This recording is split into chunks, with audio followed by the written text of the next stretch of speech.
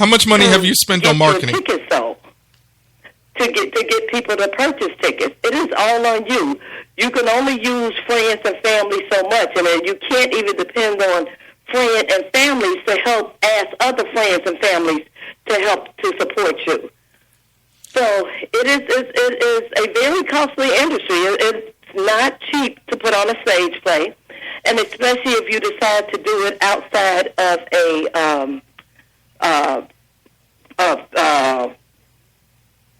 a park district, if you decided to do it outside of a school theater. Anytime you decide to go outside of a school theater and outside of a park district theater, your price of the theater has gone from $500 to $5,000 to $10,000. What is it that has kept you in the game? You sound like you have gone through some things with trying to get your production together, dealing with people and begging them to support you for your production, and probably getting your nose turned up, and probably even lost some friends.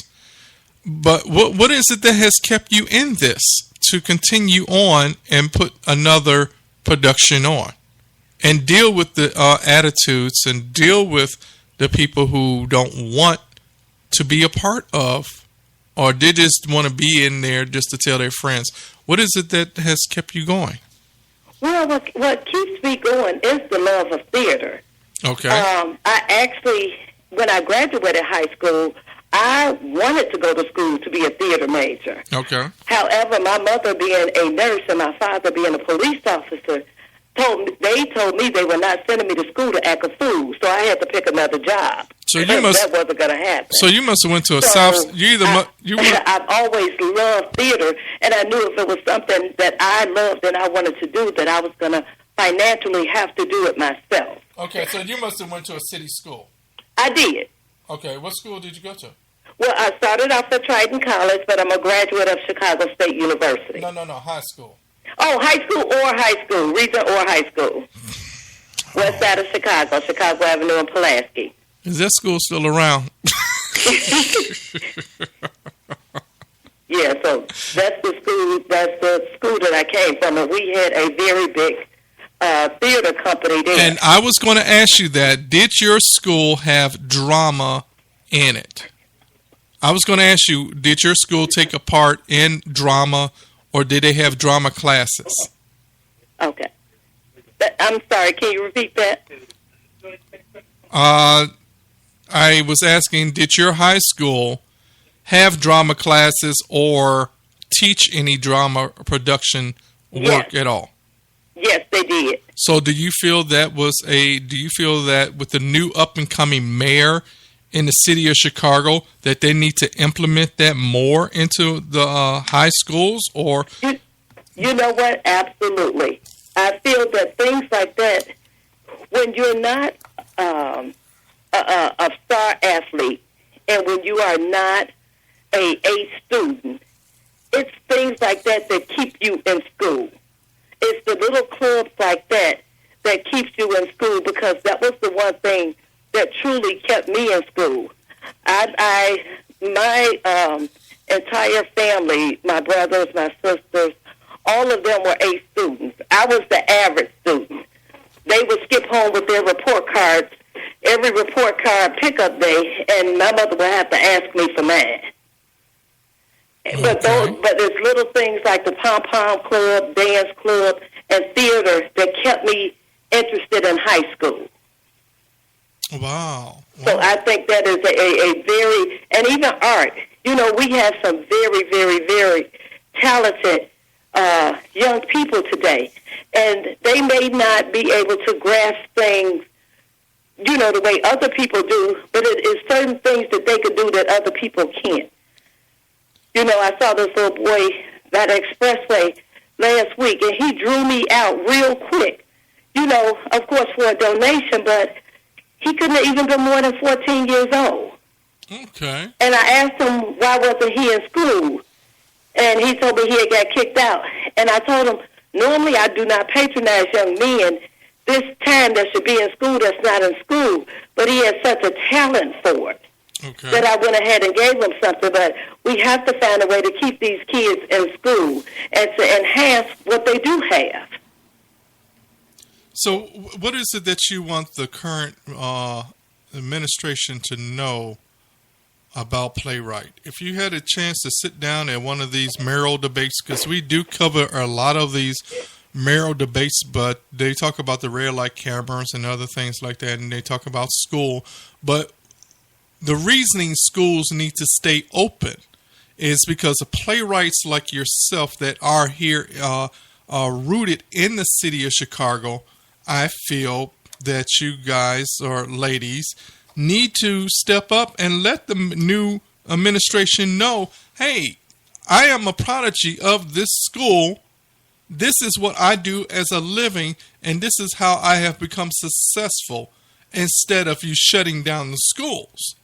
Correct. So I'm putting out there all the playwrights that's in Chicago, that is from Chicago, that were born here.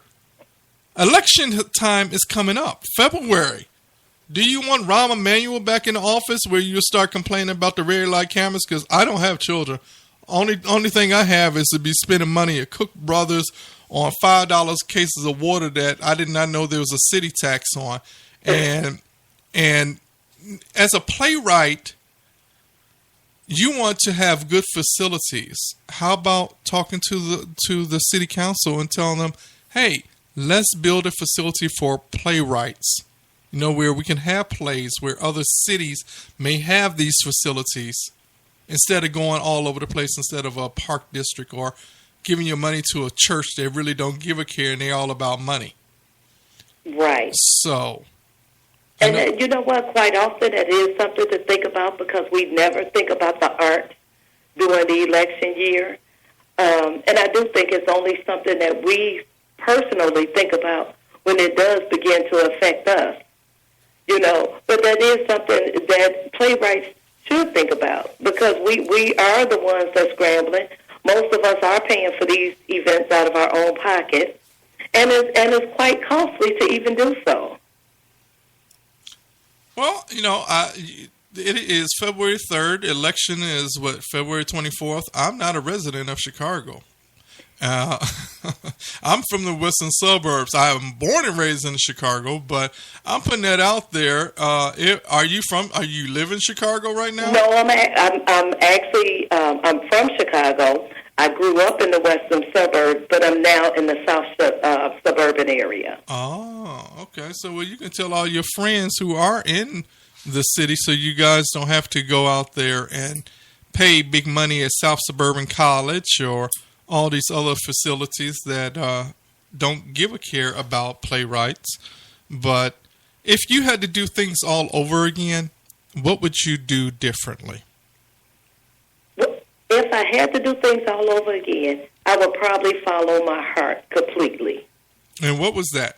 And that would be to get more involved with the theaters. I would have gotten more involved with the theaters in college. I would have learned more of the technical side of the theater as well, because quite often you have to spend, quite a bit on a tech person to be able to do a lot of the things that you can't do for yourself. Okay. I definitely would have been more involved in that. Let me ask you a question. Let me ask you a quick question. I've talked to many, many playwrights, and they speak of getting tech, lighting, and sound. Where did you go and obtain for someone who's listening, and they hear this all the time because we ask questions many times, how did you go about getting your sound and lighting person? Did it come with the facility, or did you go out and seek somebody who was familiar with how to do a play? Well, the sound does come with the facilities, most of the facilities that I've rented, because their equipment is so high-tech and so costly, they rather have their own sound person. Okay, so what did you spend for a sound person? Pardon me?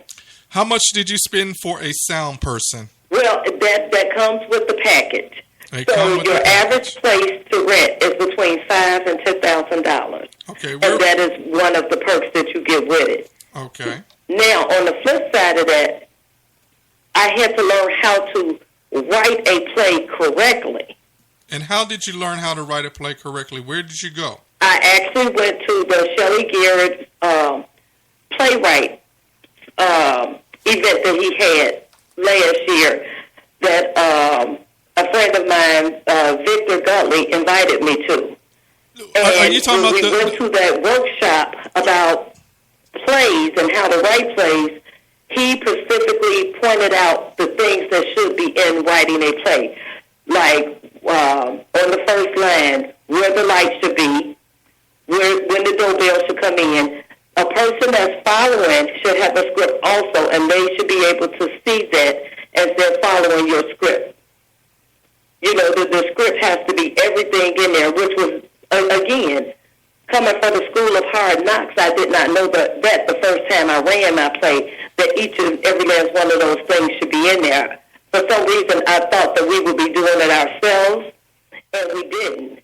And so I had to have someone up there with the tech guy to tell him, doorbell, this, that, and the other. But if he had his script, he would have been able to follow without that. Ah. So, yeah, it's a lot of stuff that we learn, and I don't want to say the hard way, I'll say the correct way. Okay. But a lot of other things is self-education, you know, and I've been to several different playwright programs and going to hear this person speak and going to hear that person speak, and you take what belongs to you that you need at that time, because you want to absorb everything in 2 hours and 3 hours and 4 hours. But whatever you could take that belongs to you, you have to take it and put that in. So I'm still in the learning progress. I'm still a novice at this. Still a novice at it. Okay. Well, let me ask you this question, because we do this every week with different playwrights. And, you know, I thank you, because this is not something that gets publicity. Playwrights, plays that's coming up, anything that has to do with plays, they don't get publicity at all whatsoever. And any publicity a play could get is great. Well, you know, and I don't think people think about the arts like that. Like I said, a lot of things is, a lot of people come to your shows because of your mother, your grandmother, the people that's in there, and this, that, and the other. And they're actually pleasantly surprised when they come that, oh my God, these are real actors, or oh, they acted so good. A lot of these people are studying acting throughout other stages of their lives. Wow. A lot of these people, they don't get paid. You know, I'm fortunate enough that I've been able to give my cast a percentage of the tickets that they could sell, you know, and which helps them out. But most of these people are working free of charge. Okay. How big is your cast, and when is your next production? Pardon me? When is your production? When is the next? My production is Sunday, July 19th, 2005. It's going to be held at the Harold Washington Cultural Center, 4701 South King Drive. Doors open at 3 p.m., showtime at 4. Wow. And what day is that? Is that a Saturday or Sunday? You going to be there? I will be there. Am I invited? You are invited. I'll get your information and make sure that I can send you some tickets. Well, please do, so we can put those tickets on our website, so when our callers call in, so they can win the tickets. There you go. And you know, you just send all the information to the to our email. And all our listeners who are listening on iHeartRadio, on Live 365, and SiriusXM Radio, we want to tell everybody to tune in. Is it too late for someone to be a part of your production, or should they? Actually, not. Auditions will start being held next Monday and Tuesday, the 9th and 10th, and on the 16th and 17th. Okay, and where is that going to be held at? So we can put that on our website. I'm gonna need you to send all that to the email. Okay. Okay. And I'm going to need you to send that to the email so we can... Tiffany just sent you a friend request on your Facebook page. Oh, okay, cool. So... I will be accepting her. She's sending it to you right now, so you can send us a all your information so we can put it on the website?